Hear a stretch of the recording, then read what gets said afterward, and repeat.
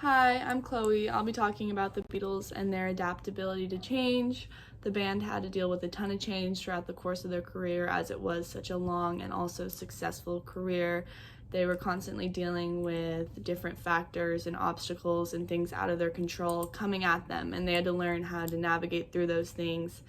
There's two big things I want to talk about. First of all is the Beatles and their adaptation to the fame.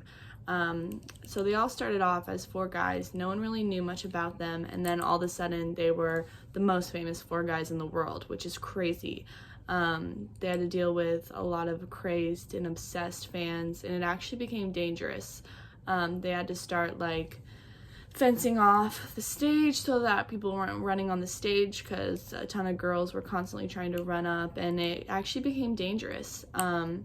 Unfortunately, a crazed and obsessed fan is what led to the death of John Lennon, as he was shot by a person who claimed to be a crazy obsessive fan, which is really too bad. The second thing I wanted to talk about was the Beatles and their adaptation to Yoko Ono, who was the girlfriend of John Lennon.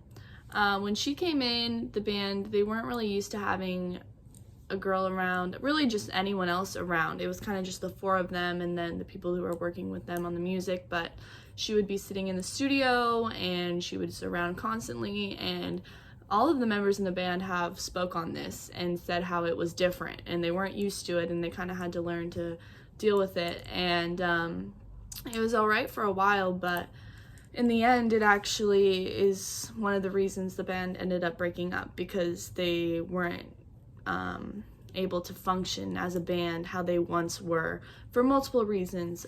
It was dangerous to Yoko. She was getting a ton of threats, a ton of hate from the Beatles fans. And John, who was so madly in love with her, didn't want to put her in that position anymore. And they were all kind of, I guess, growing up and things were changing. And that was one of the changes that ultimately led to the band breaking up.